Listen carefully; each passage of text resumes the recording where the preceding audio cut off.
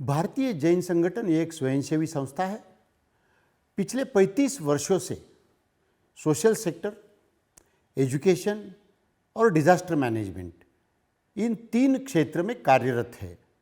आज तक आई हुई सभी नैसर्गिक आपत्तियों के ऊपर बीजेएस ने सक्सेसफुली काम किया है। हर डिजास्टर में जहां जो जरूरत है उसको आइडेंटिफाई करना और उसको आइडेंटिफाई करके प्रशासन के सहयोग से उस चीज को मदद करना, ये बीजेएस का प्रिंसिपल रहा है। तो बीजेएस ने पिछले 1.5 साल से कोरोना कार्यकाल में ज़्यादा से ज़्यादा महाराष्ट्र में और कई अन्य जगह पर काम करने की कोशिश की। जब सबसे पहला लॉकडाउन मार्च 20 में शुरू हुआ, पूरा डर पैदा हुआ था। एक भी आदमी घर से बाहर नहीं निकल सकता था।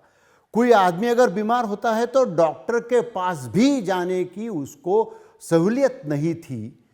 उस समय बीजेएस ने इमीडिएटली 1 अप्रैल से मोबाइल डिस्पेंसरी सेवा इस प्रोजेक्ट को कंसेप्चुअलाइज किया गया, क्योंकि अगर लोग घर से बाहर नहीं निकल सकते हैं तो हम मोबाइल डिस्पेंसरी तैयार करके एक वैन में पूरा डिस्पेंसरी को बनाकर डॉक्टर, सिस्टर, पीपी किट पहन के और सभी साहित्य देके, दवाइयाँ देके हम लोग गली गली में भेजते थे और वो लोगों की सहायता करते थे, हेल्थ चेकअप करते थे, उसमें से कोरोना सस्पेक्ट बाहर निकालते थे, उनका टेस्टिंग करते थे, उसमें से क्वारंटाइन सेंटर में भेजते थे, फिर कोविड केयर सेंटर में भेजते थे।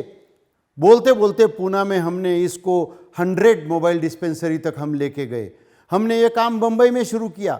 धारावी झोपड़पट्टी की रिस्पॉन्सिबिलिटी बीजेएस को लेने को काफ़ी आनंद हुआ। पूरे बंबई के सभी स्लम्स और बंबई सिटी, एमएमआर रीजन, ठाना, नवी मुंबई, ये सभी रीजन में अपना काम शुरू किया राज्य शासन के सहयोग से और बीजेएस को बड़ी कामयाबी मिली। हमने 2 जगह पर सेरो सर्वेलेंस किए, औरंगाबाद में और मालेगांव में। मालेगांव जैसे हॉटस्पॉट को हमने दूर करने का प्रयास किया। लॉकडाउन खत्म हुआ, अनलॉक शुरू हुआ, बीजेएस ने अपना मॉडल चेंज कर दिया, क्योंकि लोग बाहर घूमने लगे तो एंटीजन टेस्ट की जरूरत थी। इसलिए बीजेएस ने मिशन 0 शुरू किया। 22 जून 20 को ये हमने बंबई के कमिश्नर के हाथ से शुरू किया। महाराष्ट्र के साथ साथ कर्नाटका, तमिलनाडु, ये राज्यों में भी हमने काफ़ी जोर से काम करना शुरू किया। मिशन ऑक्सीजन बैंक शुरू किया, क्योंकि ऑक्सीजन का बहुत बड़ा शॉर्टेज था। राजस्थान में हमने 1000 कॉन्सेंट्रेटर्स का उद्घाटन राजस्थान के सम्माननीय मुख्यमंत्री के करकमलों द्वारा किया। कर्नाटका में भी 1000 कॉन्सेंट्रेटर का उद्घाटन कर्नाटका के मुख्यमंत्री करकमलों द्वारा किया। इस तरीके से अलग अलग राज्यों में ये काम ठीक ढंग से करने का बीजेएस ने काम किया। ये सारे एक्सपीरियंसेस आने के बाद आज जब ये कोरोना की तीसरी लहर आ रही है, केंद्र शासन, WHO के लोग और राज्य शासन अपने अपने तरीके से तीसरी लहर को किस तरीके से मुकाबला करना उसकी तैयारी कर रहे हैं।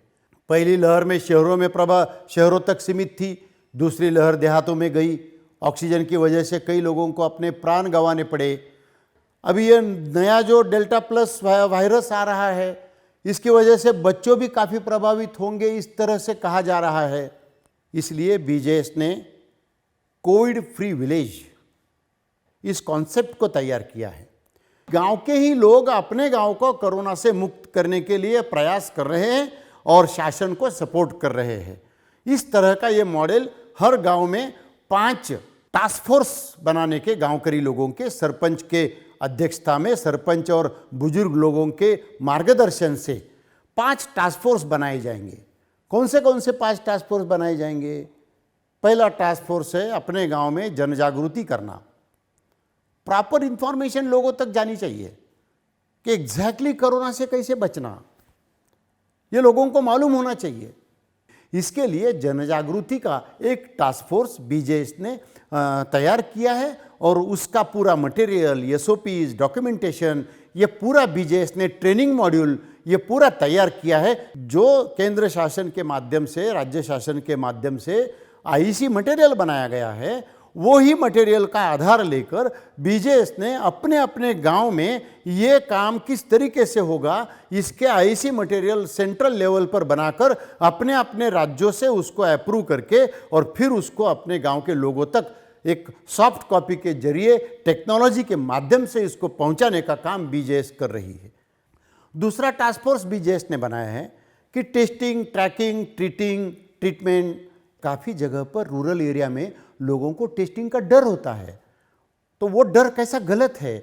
अगर हम बार बार गवर्नमेंट के रूल्स के हिसाब से टेस्टिंग करते रहेंगे तो हम लोग सुरक्षित रह सकते हैं। अगर टेस्टिंग में पॉजिटिव भी निकलते हैं तो अर्ली टेस्टिंग होने की वजह से, अर्ली निदान होने की वजह से हम लोगों को ज़्यादा कुछ तकलीफ नहीं हो सकती है। इसलिए ये गांव में जो गवर्नमेंट अपने प्राइमरी हेल्थ सेंटर के माध्यम से, आशा वर्कर के माध्यम से, आंगनवाड़ी सेविकाओं के माध्यम से जो काम कर रही है उसको गांव के लोगों ने सहयोग कैसा करना, तो ये टास्क फोर्स प्रशासन को इस तरीके से सपोर्ट करेगा कि उनको सब तरफ लोग टेस्टिंग करने के लिए जो लोग तैयार नहीं होंगे उनको कन्विंस कैसे करेंगे, उनका टेस्टिंग होने के बाद उनको क्या सहयोग करेंगे, यह इस टास्क फोर्स का कर्तव्य है। तीसरा जो हमारा टास्क फोर्स है वो तीसरा टास्क फोर्स है कि गांव में क्वारंटाइन सेंटर या कोविड केयर सेंटर बनाना। अभी हर गांव में कोविड केयर सेंटर नहीं बन सकता है, छोटा छोटा विलेज होता है, उसको ज़रूरत भी नहीं है। 10-20 विलेजेस में एक हो सकता है क्या, तो हो सकता है, लेकिन जहां बनाना है वहां कोविड केयर सेंटर कैसे बनाना है। लेकिन जहां कोविड केयर सेंटर नहीं बनाना है लेकिन फिर भी अपने गांव में अगर पॉजिटिव लोग आते हैं तो एक क्वारंटाइन सेंटर चाहिए क्या। ये काम किस तरीके से अपन आसानी से कर सकते हैं, इसमें गवर्नमेंट के रूल्स क्या है, रेगुलेशंस क्या है, वो आप तक कैसे पहुंचेंगे, इसमें गांव के लोगों ने क्या जिम्मेवारी उठानी चाहिए गवर्नमेंट को सहयोग करने के लिए, किस तरीके से आप लोगों को तैयार कर सकते हैं कि चलो आप अगर आपको ज़्यादा सिम्टम्स है तो आप क्वारंटाइन सेंटर में जाओ, आप जब तक टेस्टिंग होता है तब तक। वैसे ही जैसे आपको क्वारंटाइन सेंटर में व्यवस्था क्या होनी चाहिए, सुविधाएं क्या होनी चाहिए, उनके घर से खाना कैसा अच्छे तरीके से उनको मिलेगा, एंटरटेनमेंट के कैसे साधन वहाँ होने चाहिए, उनको हम योगा कैसे देंगे, उनको गर्म पानी वगैरह कैसे मिलेगा, ये सारी बातों को करने के लिए जो टास्क फोर्स बन रहा है वो टास्क फोर्स को उसका काम करने के लिए हम लोग गाइडलाइन तैयार कर रहे हैं और वो सब गाइडलाइन उनके पास सॉफ्ट कॉपी के माध्यम से, टेक्नोलॉजी के माध्यम से वो गाइडलाइन दी जाएंगी। चौथा टास्क फोर्स हम गाँव में बना रहे हैं कि गवर्नमेंट की जो स्कीम्स होती है, सुविधाएं होती है, उसका उपयोग गांव के लोगों ने कैसा करके लेना चाहिए। अपने अपने स्टेट में अपने अपने प्रादुर्भाव के हिसाब से जो मैक्सिमम राहत लोगों को देने के लिए राज्य सरकार की तरफ से और केंद्र सरकार की तरफ से जो भी स्कीम्स डिक्लेयर होती है, एक टास्क फोर्स में 2-3 लोग, वो स्कीम्स कैसे वहाँ तक पहुँचेगी, वो स्कीम का फ़ायदा मेरे गाँव के लोगों को कैसा मिलेगा, मेरे गांव के लोगों को उसके फॉर्मेट में कैसे उनको अवेलेबल करके दूँ, मेरे गांव में उस तरीके के बोर्ड कैसे लगाऊँ, किस तरीके से हम लोगों को सहयोग कर सकते, इसके लिए ये चौथा टास्क फोर्स हमने बनाया है। अब हम 5वां टास्क फोर्स बनाया है, वो है वैक्सीनेशन का। हमारा ये मानना है कि जितना ज़्यादा वैक्सीनेशन होगा उतना कोरोना का प्रादुर्भाव कम होगा, क्योंकि आपके शरीर के अंदर उस कोरोना का मुकाबला करने के लिए एक शक्ति तैयार होती है वैक्सीन के माध्यम से। तो इस तरीके से वैक्सीनेशन के कितने लोग हमारे गांव में एलिजिबल है, कितने लोगों का हुआ है, कितने लोगों का नहीं हुआ है, फर्स्ट डोज कब हुआ है, सेकंड डोज कब हुआ है, लोगों को रजिस्ट्रेशन करने के लिए सहायता कैसे करेंगे, उनका मोबाइल एप्लीकेशन में कैसे नाम भरेंगे, उनका रजिस्ट्रेशन कैसे करेंगे, उनको कैसे लाएंगे, ये सारा काम गाँव के लोगों ने ही तो करना है। ये काम करके हम प्रशासन को सहयोग देंगे तो ही तो वो पूरा काम होगा। अभी ये कोरोना का मुकाबला सभी लोगों ने गांव के मिलकर प्रशासन को सहयोग करके एक जन आंदोलन के तरह इसको तैयार करना चाहिए। इसलिए भारतीय जैन संगठन ने कोविड मुक्त गांव की संकल्पना को सामने लाया है।